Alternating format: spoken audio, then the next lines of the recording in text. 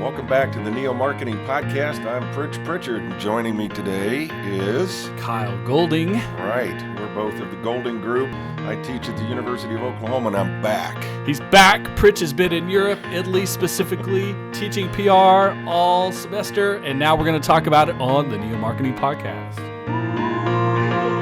Welcome to the Golding Group Neo Marketing Podcast, a bi-weekly discussion of modern business communication. Kyle, how are you, sir? Good morning, Pritch. How are you doing? I'm doing well. I should have said buongiorno. Right, Mr. Italy, Mr. International. We've been missing you here on the podcast, but we've had some amazing guests. Yes. So it's been an interesting process, but everyone wants to know, myself included, how your summer teaching PR for the University of Oklahoma in Italy went. Well, first of all, it was a bucket list thing. I mean, I've been teaching for 18 years. I finally got a chance to teach overseas. Sounds fun. And it coincided with our 25th wedding anniversary. So we spent the first 11 days, my bride and I, just kind of eating and drinking our way across northern Italy.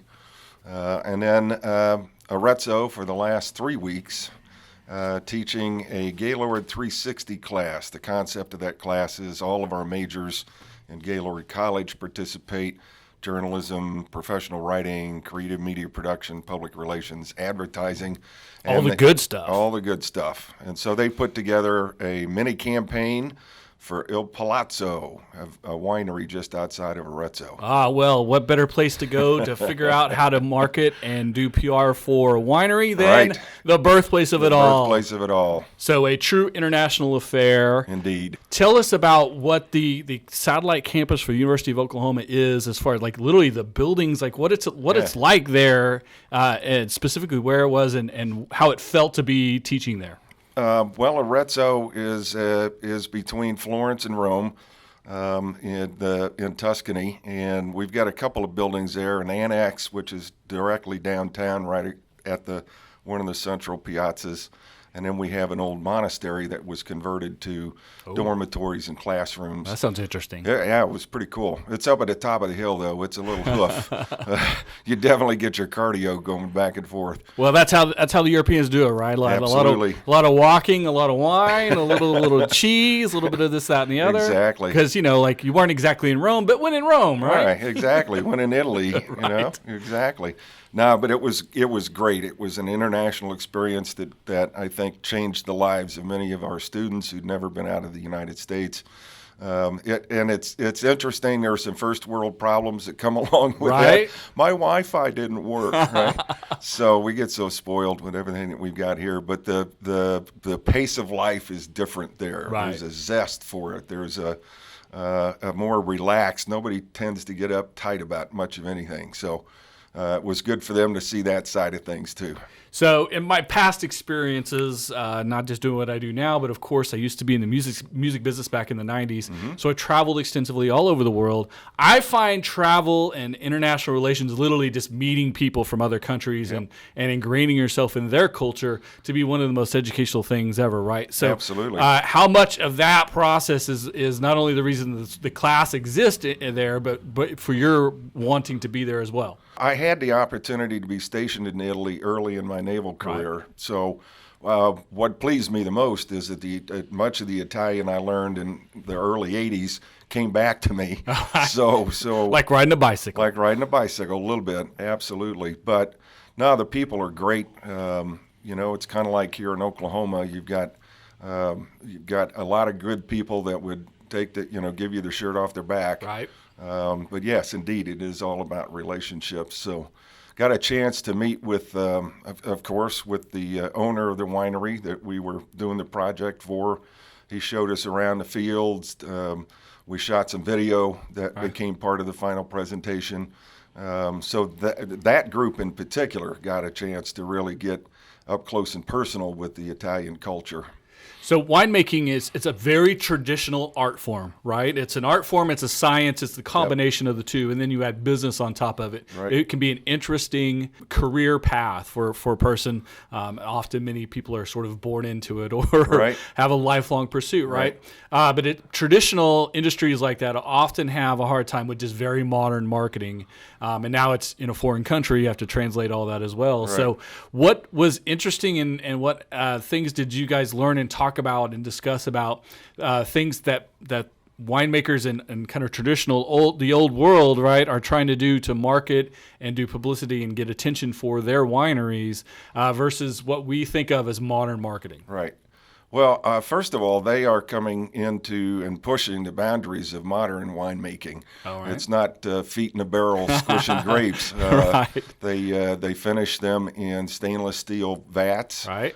Temperature controlled. I mean, it is a serious science. It is a very serious science, yes. Very serious science, and they're all. But there's some romanticism to it as well. Absolutely. Right? Yeah, the grapes in the field, Right. and I got a picture sent to me from from the guy that we met up in Friuli. The grapes are coming into harvest right now, and it's gorgeous. I mean, the sun coming off of the grapes, and if you're an artist, that's a great scene. Right. But one of the things I really loved about this, and you go, wow, a bunch of students doing a project for a winery, tough. Well, they had to learn an awful lot about Right. the challenges of marketing an Italian wine in the United States. So what were some of those challenges, and what were some of the more interesting ways of addressing those challenges did your students come up with? I'm really curious to see what the young people come up with. Yeah. Well, one of the things that I think everybody realized, and I was very, very pleased that they realized this, is that our campaign was strong because they'd done the research. Oh, right. Of course. 2 weeks before I got there, they were doing their research. They did a bang-up job of it, so everything else was going forward was Step pretty one. solid. Step one is always Step research. one is always research. You got to Capital know what you R. know. Exactly. And what you don't know. Yep. And then we broke it down into 5 different areas to pay attention to. One was the on-site, which is the winery, and they also had a bed and breakfast basically there as well. So how do you market the wine for those folks who are fortunate enough to go to the winery? Then we had to focus on distributors because they're an essential part. It's a 3-tier process. Right. So we had to go to school on distributors. We had to look at restaurants and how they market the wine. We also had to look at retail, the liquor stores, and how they did their thing. And we thought about looking at direct to consumer, but we thought we had our hands full with That's just a whole looking different at animal, those. right? Absolutely. So, of course, it's a mix of B2B and B2C, right? They have their relationships with the distributors, but they want consumers to be excited about their product. And then it's old world kind of traditional art form / business Right. married with modern technology. It's an interesting mix and challenge, right? Yeah, But again, it you absolutely just is. go back to the basics, right? Start at the beginning. Start at the beginning. Do your research, find out what the client's goals are, and then come up with your objectives so you can measure how well you did, the evaluation plan at the end, and then they just look at the right strategies to match with to get to the goal. So There it is. It was awesome, and they put it together in about 4 weeks, which Oh, is excellent. pretty amazing for Wow. students who've never been exposed to that before. Right. So you guys really put a lot of work in Oh, yeah. a short period of time, but you did it in the right way. Like I say, going back to basics, starting at Yeah. the beginning, stepping through the process, and really building a system. Yeah. And then, of course, when it gets in the world and gets executed, you expect pros and cons and, Right. and things that need to be adjusted. But building the system is what the kids needed to learn, right? Absolutely, and one of the side benefits of that is that they want the winery wants to have one of the students come back over the summer as an intern. Oh, that's to help cool. execute the Wow, plan. now that's a good So that's internship. cool. You betcha. Like, as much as I want another intern here, I don't know that we're going to win the battle between here and the And a red Italian zone. winery. Right. We'll have to get the person who doesn't get the winery to Right. come intern for us. Exactly. Something else I find interesting about international travel is oftentimes you get to see a lot of PR, marketing, advertising, sort of communication things that aren't happening here, good and bad. Like some Right. things that are cutting edge and like maybe we haven't adapted yet in the United States. Right. And then often, like a lot of times in certain European countries, it's different all over the place. They're sort of 5, 10, or 15, sometimes even 20 years behind us. And so Right. you see trends that you recognize. Like, I remember that from 1990 or 2000 or 2012. Did you see any of that while you were there as well that you recognize good and bad? Or I should say cutting edge and then like a return to things we've done in the past? Well, what I saw was an awful lot of what we would call traditional advertising. Of course, we had television, so watching what they do, and it's except for the language, it'll be just like it was here in the 60s, 70s, 80s, 90s. I don't think that they've broken into some of the leading edge marketing stuff, social media as much as we have.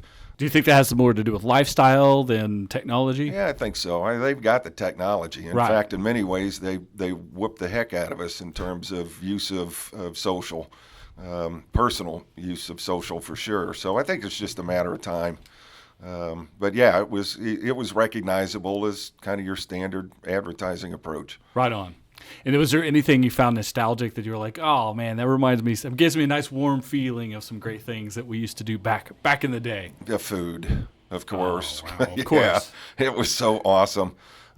We ate a lot more beef than I thought we would. Oh. So yeah, that part of Friuli in particular, that part of the country is rich with a history of hunting. Of course, it changed hands about 49,000 times throughout all of the conflicts. Right. So, but yeah, what I really enjoyed the most was that in Friuli, that they pay a lot of attention to pairing the food with the wine. Right. You don't just pick the wine. Certainly. You pick your meal first, and then you pick the wine that complements that meal best. Makes sense, and yeah. I think we could learn a few things from that. That makes a lot of sense. And it's an interesting sort of value add, right? Like Yeah. if this is what you're going to enjoy eating, you're really going to enjoy this wine pairing. Absolutely. I find I've gone from being a neophyte that knew nothing about wine to having a pretty decent understanding of wine itself by working with chefs and sommeliers and even wait staff that talk you through the process. There's such an educational curve to eating and drinking wine with someone who knows what they're talking about. Yeah, absolutely.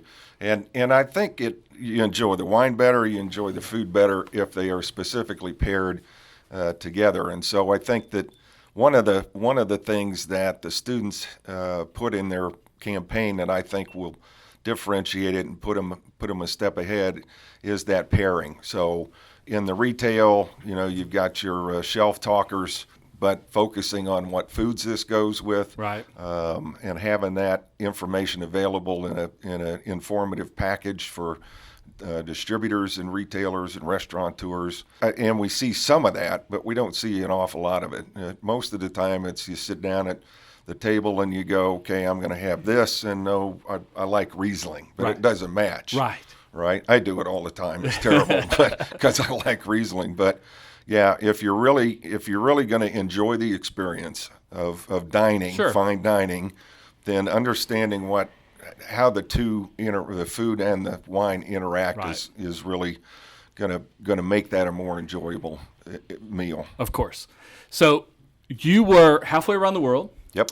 You had a little bit of a vacation time, but you were working, teaching your class, and doing all the things that come with being a professor. Right. You were also working here for our clients. Yes. So what was it like being in a very different time zone and having to do things early or late and sort of wait on the world to either catch up to you or you to catch up to Right. the world?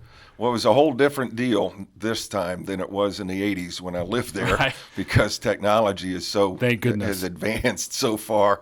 Yeah, keeping that 7-hour time frame between Oklahoma and Italy in Right. mind, we tended to the good thing is if you have to communicate to folks in Oklahoma, you've got a 7-hour head start on them. Right. Of course, if you're expecting an answer back, that's going to come at 2 or 3 o'clock in the morning. So Luckily for you, I'm up at 2 a.m.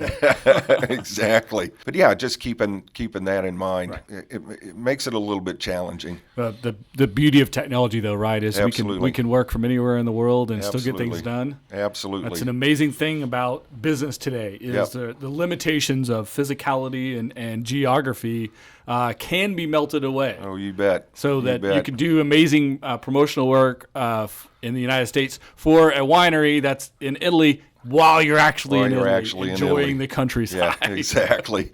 You know, it's fun. It was funny. The first thing I did when we got our apartment was find out what the access information was for the Wi-Fi. Got to get on. Got to find out what's going on in the world. Got to make sure that I'm not isolated. But there you go.